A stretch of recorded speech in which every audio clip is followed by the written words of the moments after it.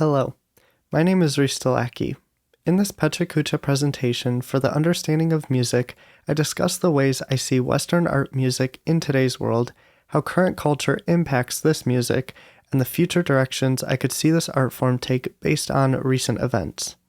Western art music remains prestigious and appears in both secular and sacred settings.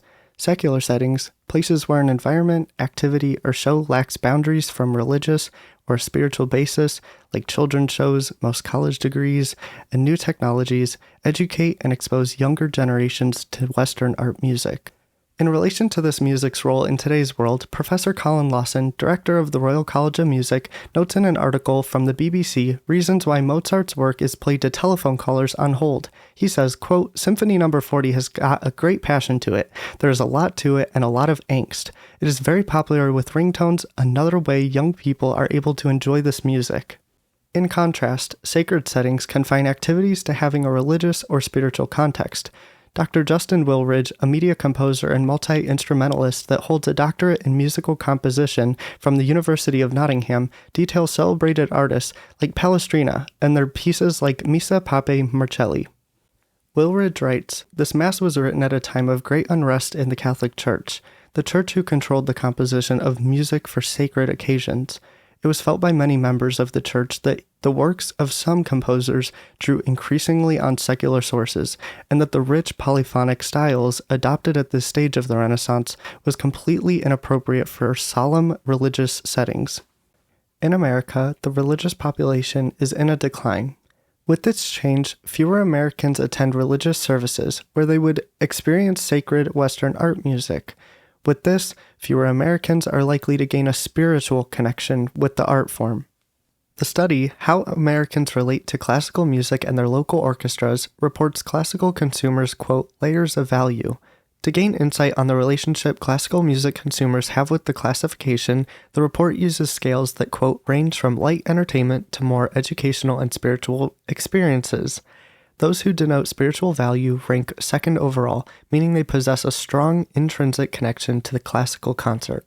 As fewer Americans take part in masses or services using Gregorian chant or gospel music, it becomes more likely that Americans will take on an extrinsic relationship with Western art music. Western art music is found in many places. These environments typically elicit a soothing or emotional response. Some that stand out more than others are live or recorded songs for receptions, elevator music, dining areas of restaurants, emotional scenes from movies or TV shows, and theaters. Additionally, Western art music holds a reputation for its beneficial cognitive effects, especially in children. Researchers conducted a study called Music Interventions and Child Development, a critical review and further direction, to seek the effects of Western art music on young brains. Their findings conclude that although the underlying mechanisms are not always clear, evidence of reviewed studies seems suggestive of some beneficial effects. Areas where this plays into childhood lies primarily in improving cognitive performance, reducing stress, improving athletic performance, and enhancing sleep, all areas that hold significance for developing children. Collaboration between Western art music and leading technology companies has and will allow for greater audiences to listen and learn about composers, instruments, musicians, etc. In March of 2023, Apple released an app called Classical, aiming to make high-res lossless recordings of Western art music as well as detailed information on pieces available to Apple Music subscribers. In addition to the collaboration between Apple and music of the Western art era, further developments in the experience of these compositions was achieved.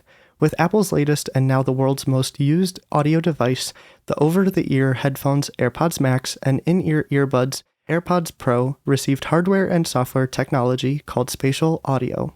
Bill Evans, a journalist for Strings Magazine, details the effects of these advances in his article, Apple Music Looks to Millennials as the Next Big Market for Classical Music with New Spatial Audio, saying, Apple Music is making classical music more accessible to a broader, more global, younger audience.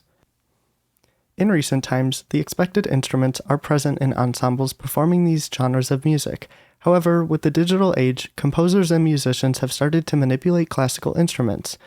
One example of this is Jonathan Harvey, who composed quartet music pieces using, quote, real-time digital transformations of instrumental sound.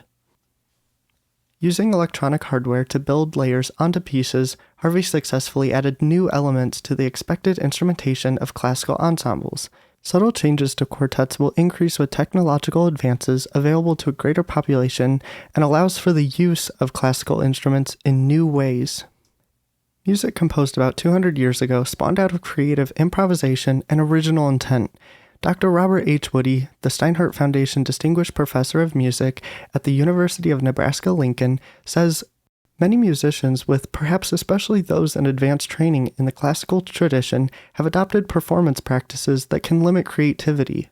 He goes on to say, "The lack of improvisation of today's Western art music is quite conspicuous, especially compared to other current genres and even to earlier eras in the classical music. The gray area clouding new pioneers restrains Western art music's ability to go mainstream." Creative artists like Lindsey Sterling, a violinist pioneering modern renditions of Western art pieces, and Andrea Bocelli have the potential to make the classification globally popular again. A journal from Belmont University reviews the evolution of classical music over the past 30 years and makes note of these artists as crossover musicians. Changes to the image of Western art music to attract younger generations who could compose new works leads efforts, and the review notes the broadening acceptance of those who can be allowed to enter the world of classical music, as well as working to relieve the perceived notion of elitism amongst those in or looking to play a part in modern Western art music.